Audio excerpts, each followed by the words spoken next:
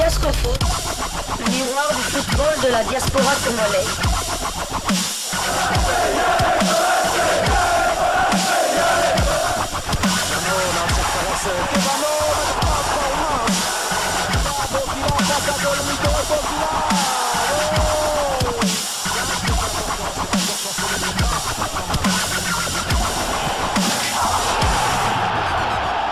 Diascofoot, le miroir du football de la diaspora congolaise.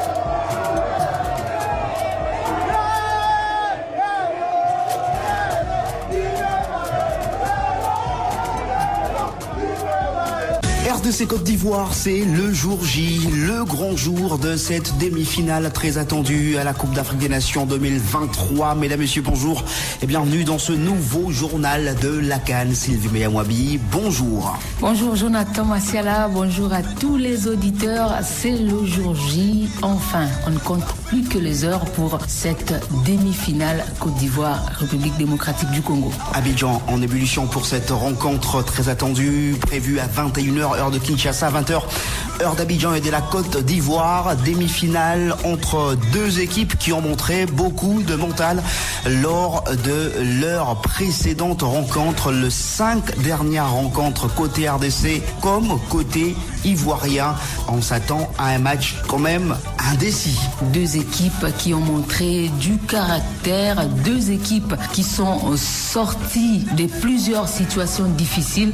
Jusque-là, on ne sait pas dire quelle équipe va l'emporter ce soir autour de 22h. C'est là qu'on saura en tout cas qui de la Côte d'Ivoire ou de la République démocratique du Congo va rejoindre le premier finaliste, puisque la première demi-finale se joue à 17h déjà entre le Nigeria et l'Afrique du Sud. 17h heure de la Côte d'Ivoire, 18h heure de Kinshasa, cette première demi-finale entre le Nigeria et l'Afrique du Sud. Aucun entraîneur, aucun joueur n'a voulu se cacher. Hier en conférence de presse d'avant-match, Sébastien Desabre, coach de la RDC, a bien affiché les ambitions des Congolais de se qualifier en finale après avoir atteint le demi-finale. Ne pas se qualifier serait synonyme d'une grosse déception, a indiqué le technicien français. On l'écoute. C'est une belle affiche, c'est un match qu'on attend nous avec calme, et à la fois calme et à la fois de l'impatience, parce que les garçons ont bien récupéré du match contre la Guinée, et on attend le match qui va être un match pour moi indécis, mais un match je pense assez ouvert entre deux équipes qui ouvrent le jeu. La Côte d'Ivoire a un effectif de qualité, c'est vrai qu'il y aura 4 joueurs suspendus demain, mais je pense qu'ils ont d'autres éléments à faire valoir. C'est je pense une de leurs forces, comme la nôtre également, d'avoir une profondeur de banc qui est très intéressante. On est en demi-finale et nous on n'a pas envie d'entendre le message que c'est déjà bien et que quoi qu'il arrive on aura fait une bonne CAN. On est des compétiteurs, on veut aller en finale et on va tout faire pour, parce que sinon ça sera une déception pour nous. Sébastien Desabre qui a également évoqué ses problèmes côté ivoirien, ses absences qui vont peut-être peser côté ivoirien. 4 joueurs ne seront pas de la partie ce soir. Il y aura notamment Serge Aurier, il y a Diakité, il y a Kosonou et bien sûr Kouamé, des joueurs importants dans cette équipe de la Côte d'Ivoire au regard de leur dernière prestation avec cette équipe ivoirienne. On va commencer par Serge Aurier, c'est un joueur qu'on ne présente plus. Il a été remplaçant lors du premier match, titulaire lors du deuxième match, absent lors du troisième match, titulaire lors de 2 matchs à élimination directe. Il y a Kosonou, absent lors de 3 premiers matchs, mais titulaire lors de 2 matchs à élimination directe.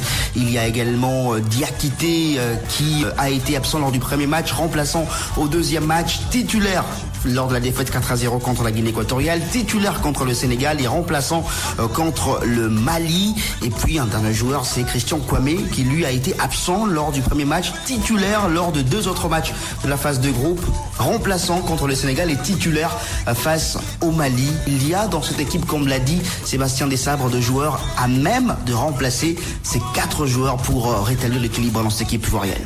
Ce n'est pas pour rien que les entraîneurs doublent très souvent les postes, parce qu'on peut être buté à ce genre de situation. Une suspension est vite arrivée, une blessure est vite arrivé. Mais même si ce ne sera pas avec le même rendement, ils vont faire leur job, remplacer et aussi aider leur équipe à faire un résultat. Voilà, et puis pour les potentiels remplaçants de ces différents joueurs qui sont absents côté droit de la défense de la Côte d'Ivoire, Aurier pourrait être remplacé par Wilfried Singo qui a été titulaire 2 fois avec la Côte d'Ivoire lors de la phase des groupes, même s'il n'a pas disputé les 2 matchs à élimination directe. Kosunu dans l'axe de la défense pourrait être remplacé en tout cas par peut-être Boli ou encore Diomandé qui avait déjà formé la paire avec Ndika lors de 2 premiers matchs. Kwame en attaque pourrait bien sûr être remplacé par Sébastien Haller ou encore Crasso qui a été titulaire lors de 2 premiers matchs,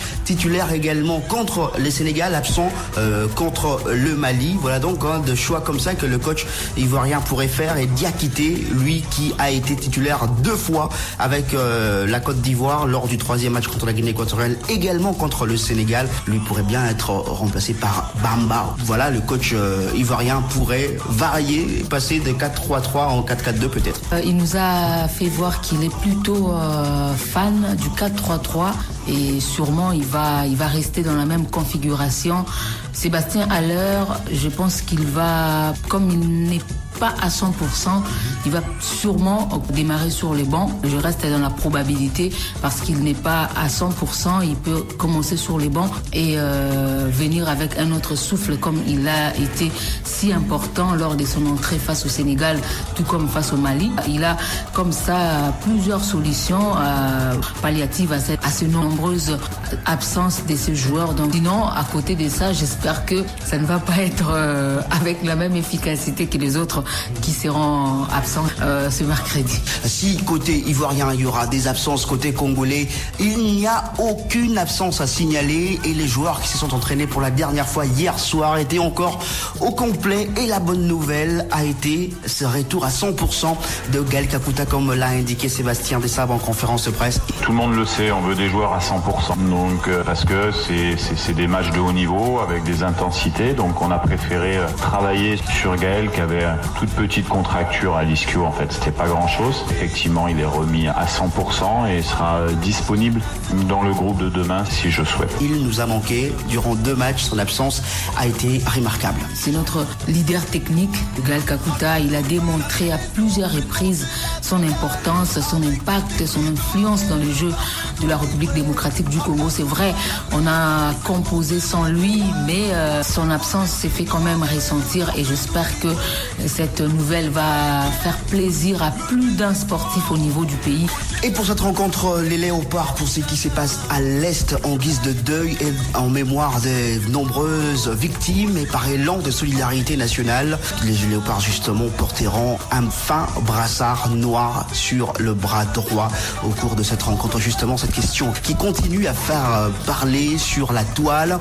La question d'ailleurs a été posée à Charles Piquel qui a accompagné le coach Sébastien Desabre en conférence de presse d'avant-match hier. Oui, les joueurs sont au courant de ce qui se passe. Ça pourrait peut-être les affecter, mais ils restent bien concentrés sur l'objectif. On écoute Charles Piquel. Bien sûr, on prend connaissance de ce qui se passe sur l'Est. C'est quelque chose de très triste, ça vient proche aussi. Mais on est ici pour finir un travail et voilà, il faut se concentrer sur ce match. Bien sûr, c'est très triste ce qui se passe à l'Est du Congo. Et voilà, c'est aussi vous, les journalistes, qui peuvent nous aider et parler de ça. C'était là Charles Piquel, au milieu de terrain de la République démocratique du Congo. Sylvie Meillamouabian, quelques mots seulement. Voilà, cet élan de solidarité. C'est aussi important de profiter de cette occasion où la RDC aura une vitrine sur le plan international et dénoncer ce qui se passe à l'Est du pays. Bien sûr, Jonathan Massiala, on n'a jamais cessé de parler de ces sujets. C'est vrai, ça fait très souvent mal au cœur parce que l'indifférence est totale. Il y a même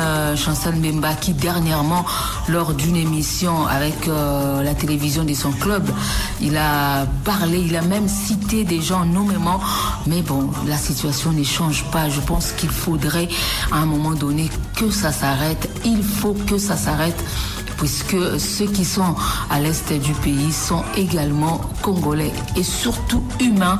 ils ont besoin de vivre et ils ont besoin de cette paix. Et Chancel Mbemba, dont vous parliez tout à l'heure, était déjà présent lors de la confrontation entre les deux pays en demi-finale de la CAN 2015. Ce sont des retrouvailles, on va encore les rappeler, entre la Côte d'Ivoire et la RDC. La Côte d'Ivoire avait remporté le match de 2015 sur le score de 3-1. Et dans l'effectif, il y avait Max Alain Gradel qui était présent. Il a accompagné le coach Hermès Faye en conférence de presse d'avant-match hier. Il sait que ça sera différent cette année. On l'écoute. C'est deux CAN très différentes, mais il est clair que chaque CAN a son histoire. Et celle-là, elle est particulière, il faut le dire, parce que, d'abord, c'est chez nous.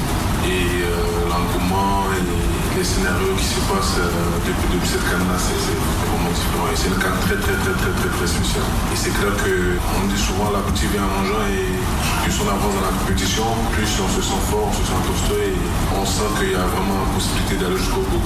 Mais il est important aussi de ne pas aller trop vite et de respecter nos adversaires.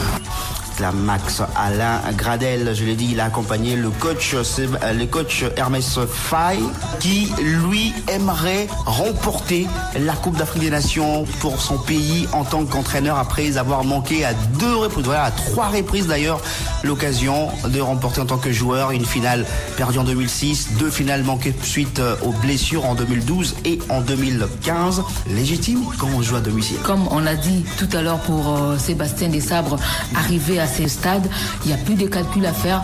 On ne peut plus cacher ses ambitions. C'est légitime pour Hermès Faye de vouloir remporter cette CAN qu'il n'a pas réussi à remporter en tant que joueur. On rappelle le programme avant de boucler ce journal de la CAN. Ce mercredi, 17h heure de la Côte d'Ivoire, 18h heure de Kinshasa, première demi-finale entre le Nigeria et l'Afrique du Sud. Et puis le match attendu par les Congolais, les Ivoiriens, c'est ce match entre la Côte d'Ivoire et la RDC. 21h heure de Kinshasa et 20h heure de la Côte d'Ivoire. Merci à vous Sylvie Meillat. Merci Jonathan Massiala. Merci également à tous les auditeurs.